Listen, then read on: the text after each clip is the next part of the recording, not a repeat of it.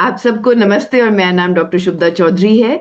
और आज के इस एपिसोड में हम बात करेंगे कि कल और आज मतलब 12 और 13 मार्च को मिडिल ईस्ट में क्या क्या अपडेट्स हुए हैं। लेकिन उससे पहले क्या आपको पता है कि फ्राइडे द 13th को काफी इनऑस्पिशियस या अशुभ दिन माना जाता है। अब ऐसा क्यों है? कभी सोचा है कि 12 महीने ही होते हैं एक साल में, 12 जोडियक साइंस हैं, 12 ट्राइब्स हैं इसराइल की, और फ्राइडे फ्राइडे को भी अशुभ माना जाता है। लेकिन ये सारी चीजें क्यों हैं उसके ऊपर मैं नेक्स्ट वीडियो बनाऊंगी, लेकिन आज हम अपडेट्स पे चलते हैं। तो पहला हम शुरू करते हैं कि ईरान में क्या हुआ। तो ईरान में सबसे इंपॉर्टेंट कल जो बात हुई वो मुश्तबा खामेनी का एक रिटन टेक्स्ट आया, मतलब कोई ऑडियो नहीं था, कोई वीडियो नहीं था, जिसमें उन्होंने बोला कि स्ट्रेट ऑफ हॉर्मुज बंद रहेगा और ईरान ये फाइट लड़ते रहेगा। अब मुद्दा यह है कि उनका जो अकाउंट है एक्स पे, वो नेदरलैंड्स में बेस्ड है। एक अकाउंट जो है अरेबिक में, वो नॉर्थ अमेरिका में बेस्ड है। मुझे नहीं पता कि पर्शियन अकाउंट कहाँ पे बेस्ड है, लेकिन इसका रीजन क्या है? इसका रीजन होता है डिफेंस डॉक्ट्रिन्स और साइबर वॉरफेयर का। तो इसके बारे में भी हम बात करेंगे कि ईरान कौन सा डिफेंस डॉक्ट्रिन अभी यूज कर रहा है। ट्विटर पे जाके चीजें जो वायरल हो रही हैं कि ईरान मोज़ाइक डॉक्ट्रिन यूज करता है, नहीं, मोज़ाइक का जस्ट उल्टा यूज करता है। तो पहला मुद्दा तो यह है कि मुश्तबा खामेनी ने अपना पहला एक सरमन दिया। दूसरा कि ईरान ने ये नोटिफाई किया है कि 1348 लोग मारे गए हैं, 17,000 से ज्यादा लोग इंजर्ड हैं। अब डेटा इससे ज्यादा ही होता है नॉर्मली। इतना का एक्सेप्टेंस हो गया है। जो ईरानियन प्रेसिडेंट हैं पेजेश्कियान जी, उन्होंने ये कहा है कि ईरान, ये कैसे वॉर खत्म होगा? ईरान की जो लेजिटिमेट राइट्स हैं उसको यूएस और इजराइल को रिकग्नाइज करना पड़ेगा, पहला। दूसरा, वॉर में जितना भी खर्चा हुआ है उसका पैसा देना होगा। और तीसरा, ये गारंटी देनी होगी कि आगे फ्यूचर में इस तरीके का कोई अटैक नहीं होगा। दूसरा मुद्दा क्या हुआ? आईआरजीसी और हिजबुल्लाह ने लगातार 5 घंटे तक कल रात joint missile targets, 50 joint missile targets Israel में 5 घंटे के लिए लगातार लॉन्च किए, जिसमें नॉर्दर्न इसराइल काफी इंपैक्टेड हुआ है। और इसमें क्या क्या इसराइल के कहाँ कहाँ अटैक किया, जैसे पलमचिन एयरबेस है, ओवदा एयरबेस है, शिनबेत का हेडक्वार्टर जो उनका खुद का पुलिस होता है उसका हेडक्वार्टर है।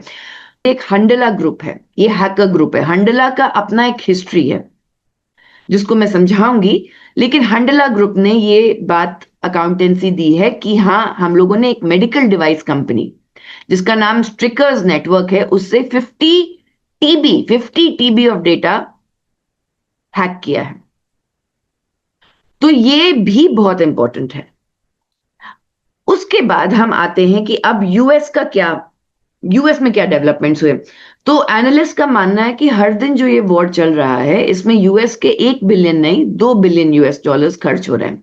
सेंटकॉम ने ये बोला कि 6,000 टारगेट्स हमने ईरान में टारगेट किए हैं, 90 ईरानियन वेसल्स को टारगेट किया है, 30 माइन लेइंग शिप्स को भी टारगेट किया है।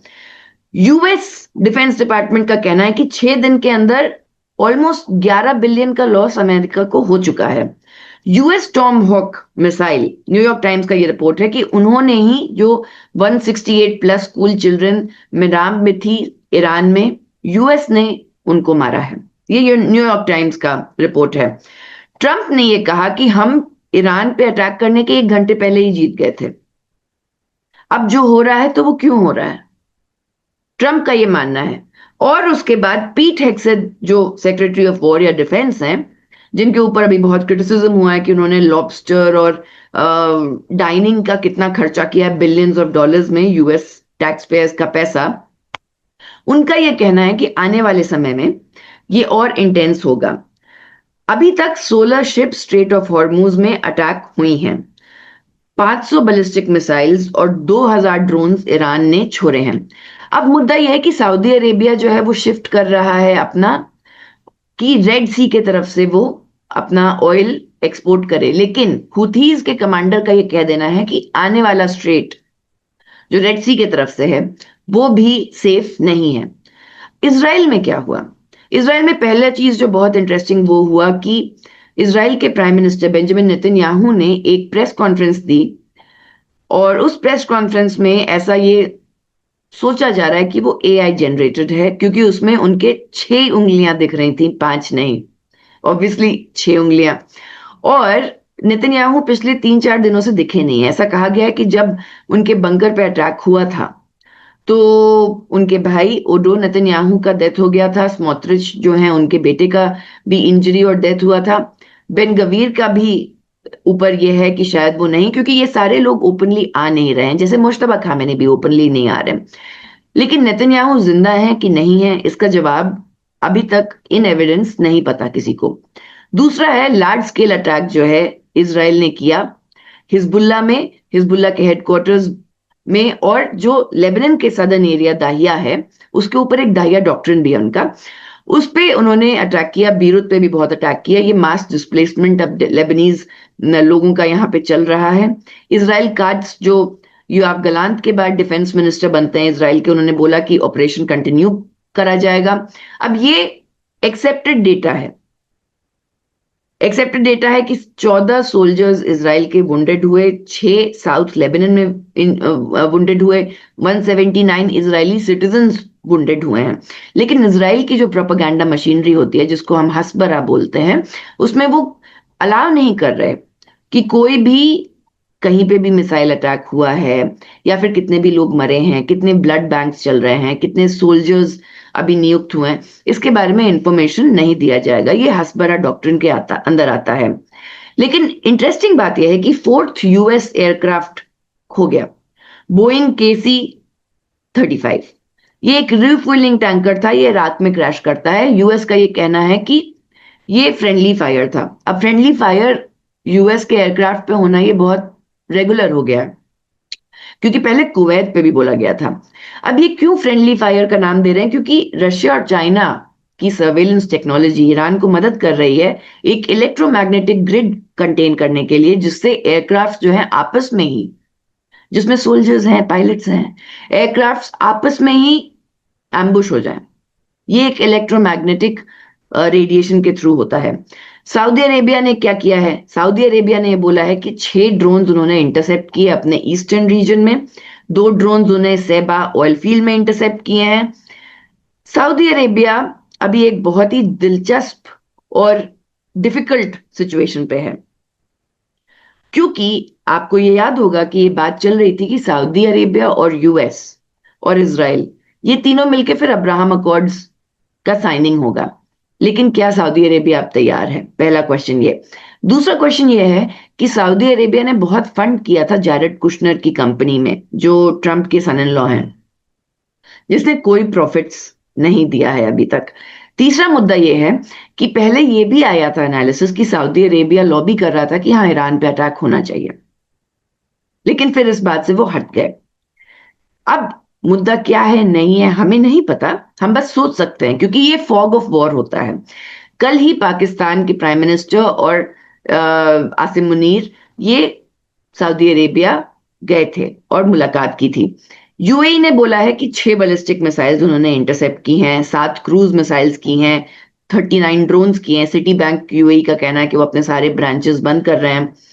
कुवैत के 6 इलेक्ट्रिसिटी ट्रांसमिशन ग्रिड्स पे ड्रोन्स के जो इंटरसेप्ट्स गिरे थे उसके कारण प्रॉब्लम हो गया है, तो अभी इलेक्ट्रिसिटी नहीं है और लाइन आउट ऑफ सर्विस है। बहरीन के 4 लोगों को अरेस्ट किया गया है कि वो आईआरजीसी के लिए स्पाइंग कर रहे थे। ओमान में 2 लोगों की हत्या हुई है। ओमान भी अब, पहले ईरान ओमान को टारगेट नहीं कर रहा था, लेकिन ओमान भी अब टारगेट किया गया है। उसके बाद कतर एयरवेज पार्शियल अपना काम शुरू कर रहा है, 29 शेड्यूल फ्लाइट्स ऑपरेट करने का उनको परमिशन मिल गया है। लेकिन सबसे अहम मुद्दा है टर्की। देखिए, टर्की ने नेटो ज्वाइन किया 1952 में।